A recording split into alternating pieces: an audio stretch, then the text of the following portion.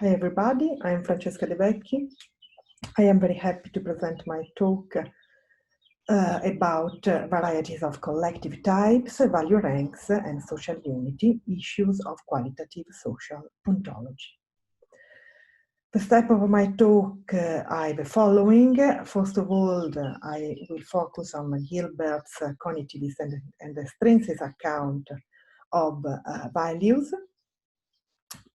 As a paradigmatic case of the state-of-the-art of values in contemporary social ontology, I introduce Margaret Gilbert's account of shared values. And in Gilbert's account,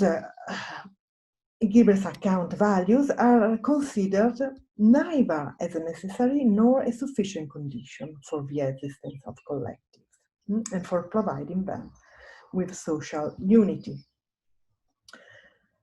On the other hand, I will focus on Scheler's axiology and qualitative social ontology. And I will suggest that Scheler's qualitative social ontology can allow us to account adequately for values and to understand values' crucial role for social unity. I claim that unlike Gilbert and the main trend in the contemporary social ontological debate, qualitative social ontology provides an axiology that focuses on the specific nature of values and identifies a hierarchy of values. Second, distinguishes different types of collectives depending on what value ranks they are oriented to and on what type of heterotropic, let's say, what ways of social intentionality, characterizes the experiences of individuals and also value experiences. Third, discerns values that are divisible and values that are shareable. Let's focus on Gilbert's account of values. Gilbert's ontology of plural subject does not adequately account for values. Gilbert speaks of her social ontology as a general project of understanding the human condition and the terms in which human lives are lived. Nevertheless, and I think astonishing enough, Gilbert neglects the specific role of values for the quality of the human condition and for the quality of the existence of human beings in the social world. In doing so, Gilbert does not allow her social ontology to be also a qualitative social ontology. Gilbert claims that values don't constitute neither a necessary nor a sufficient condition for the creation of plural subjects. Only as one of the possible objects of a joint commitment, values become shared collective values or collective values that unify and bind people together, constituting plural subjects. So, according to Gilbert, people can be jointly committed in a variety of ways. But whatever this way is, the result of the joint commitment is always the creation of a plural subject. Therefore, two features of Gilbert's account of shared values are typical of the way in which values are considered by social ontologists today. What I call a cognitivist account of values and an extrinsic account of values. Let's see what I mean. Gilbert proposes a cognitivist account of values. Values are the objects of belief. I quote, in order to have values, one must have beliefs or opinions. More specifically, one must have beliefs or opinions to the effect that some item or items have a certain values. Consequently, the question about the nature of shared values will then be understood as a question about shared belief or opinions to the effect that some item or items have a certain values. According to the cognitivist account of values, the specific nature or matter of values is not taken into consideration. Values are the object of beliefs, just as anything else could be the object of beliefs. There is neither an inquiry into the specific being of values, nor into a specific kind of intentionality that could grasp values directly. Versus, we will see, the phenomenologically intrinsic account of values, in which values are qualities that are directly grasped by feeling a value. Values are felt. Because of her cognitivist and extrinsic account of values, values do not play a significant role for the existence of collectives, and consequently in Gilbert's social ontology in general. In her account, Gilbert addresses the issues of whether shared values can be either a necessary or sufficient condition, both condition, none of the condition for the existence of social groups. Gilbert's answer is that shared values are not a necessary condition for collectives because they can be the object of joint commitment as any other kind of object, and that they can be a sufficient condition only if sharing values is construed according to the plural subject account, that is, according to the joint commitment modus. According to Gilbert, sharing values in the joint commitment modus unifies people, it binds them together, and it provides them with the standing to intervene in one another's lives. So this is the core argument of Gilbert, justifying intervention for unifying individuals and binding them together.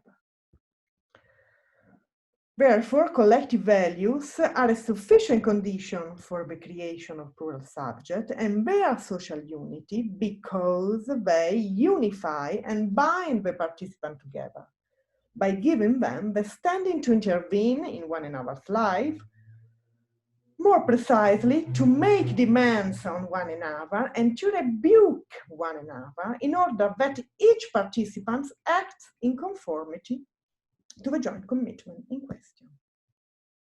To sum up, Gilbert does not inquire into the specific nature of values and their role for collective social unity and stability. This is just an extrinsic account of values and shared values. All of the social unity game played by Gilbert takes place on the field of what can entitle people to intervene in one another's lives in order to unify them and bind them together. In conclusion, the specific contribution of values in the creation, maintenance and existence, and quality of the system of plural subject, for instance, their enjoying social unity, their well-being, is not taken into account. Let's now focus on the qualitative social ontologist perspective on values, collective, and the issue of social unity. I argue that a phenomenologically embedded qualitative social ontology provides an axiology that can allow us to account adequately for values and to understand their crucial role in the social world. I focus on Scheler's social ontology that involves also an axiology, that is an inquiry into the specific nature of values. I deal with Scheler's distinction between, first, different ranks of values, different types of collective depending on what values ranks they are oriented to, and on what kind of heterotropic intentionality characterizes their experiences and also value experiences. And further distinction between divisible values and shareable values. I will show that this point suggests a track for a qualitative and substantial answer to the issue of unifying and binding people together. That is, as we have just seen, Gilbert's main issue about the possibility condition for social unity. So let's focus on Scheler axiology. I limit myself to sketching some more essential features of Scheler axiology. First, feeling values. Values are the specific and direct object of a particular kind of affective intentionality, feeling a value. Second, realisms about values. Values are material qualities of state of affairs and are not reducible to mental phenomena like sensation, emotion, or belief, as in Gilbert's account. Third, values and goods. Values are not reducible to goods, the things which are bearer of values. Fourth, hierarchy of values. There are superior and inferior values. Values can belong to different spheres, which from the lower to the higher constitute a hierarchy of values. Values of sensibly agreeable, the vital values, values of the personhood, values of the holy. Let's see Scheler taxonomy of different types of collective, of what Scheler calls social units. Scheler speaks of essential types of social units and identifies two criteria of this taxonomy. Each type of collective essentially depends first on what kind of value ranks individuals are oriented towards and live together according to the specific normativity of that kind of value ranks. And second, depends on the specific modality of intentionality in which individuals are connected to each other and are subjects of co-experiencing. So depends on the kinds of what I call heterotropic intentionality. These different types of social unity are the mass, that is characterized by vital values and by a kind of heterotropic intentionality that is affective contagion. The life community, that is characterized by also as well vital values, and by a form of heterotropic intentionality that is a form of co-experiences in identification and a unipathic way of heterotropic intentionality. A third type of collective is society, that is characterized by values of the sensibly agreeable and by a form of heterotropic intentionality that is intersubjective intentionality, such as empathy and sympathy. The fourth type of social unit identified by Scheler is the collective person, Gesamtperson, that is characterized by values of the personhood and of the holy, and by a genuine form of collective intentionality. Let's focus on mass and life community. The rank of vital values that characterizes both mass and life community is constituted by psychophysical well-being and prosperity. In the mass, individuals are subject of mutual co-experiences by means of affecting contagion. Example of mass are the fans supporting their football team and the stadium, at the stadium, and the crowd exulting and applauding its leader. In the life community, individuals are subjects of impersonal co-experiences without distinguishing the original author of their experiences.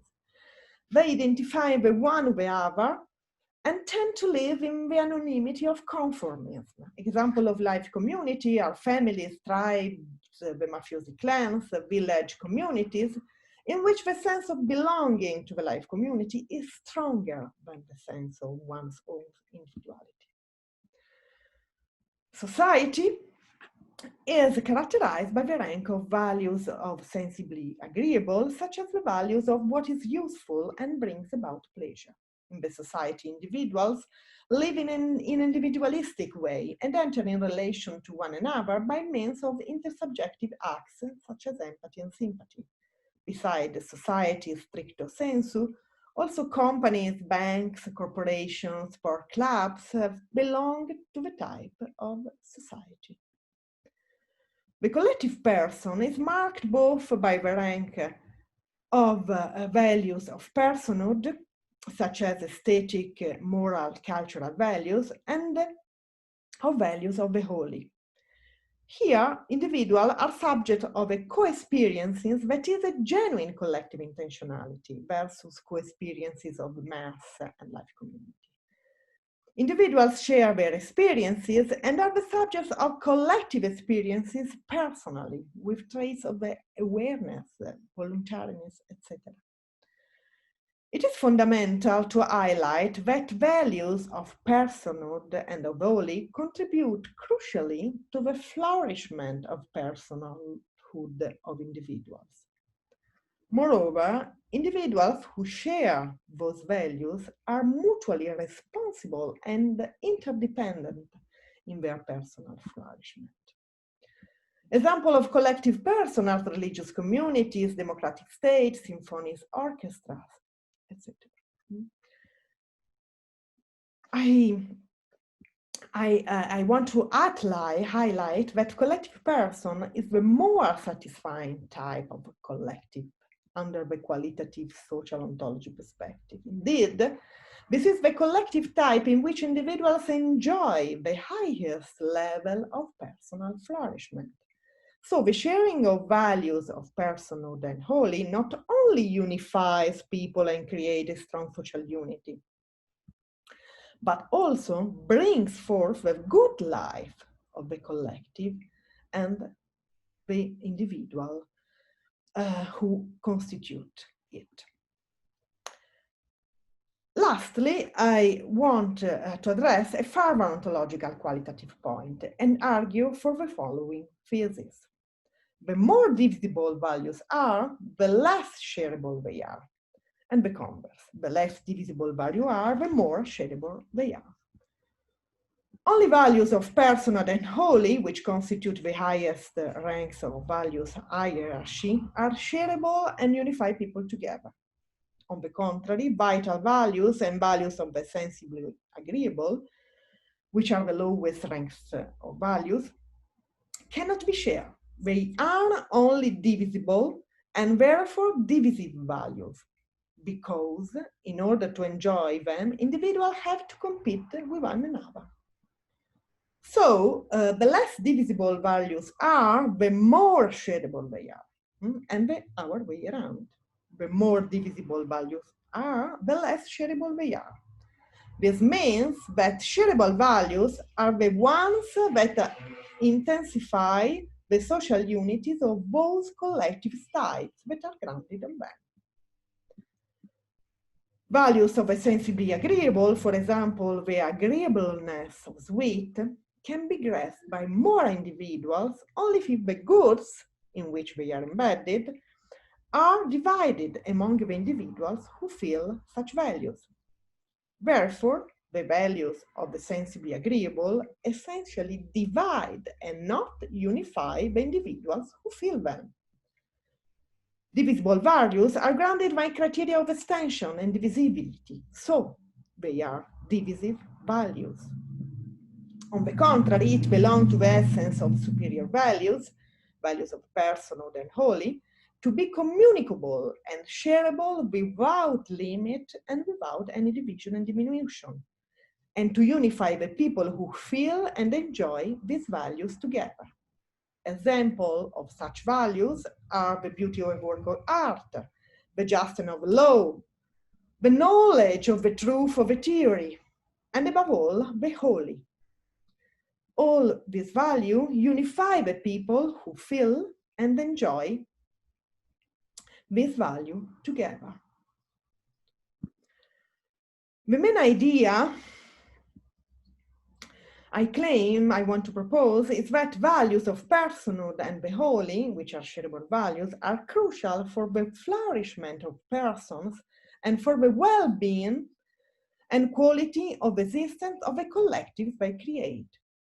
Sharing those values, which are fundamental for the development and flourishing of human beings, such as the truth about certain phenomena, think of a philosopher group, or the justice of the law, not only unifies people and binds them together, what according to Gilbert is the most important issue for collective, but also improves the quality of existence of a collective and their individuals. Therefore, qualitative social ontology suggests an account of the problem of unifying and binding people together, which is different from Gilbert's account, focusing only on the title people have to intervene one another in their own lives. Qualitative social ontology shows that people are not just unified by and through the standing to intervene one another in their own lives, as Gilbert's accounts. Rather, people are also unified by and through the fact of the experience of sharing values that essentially and positively unify and not divide people. Thank you for your attention.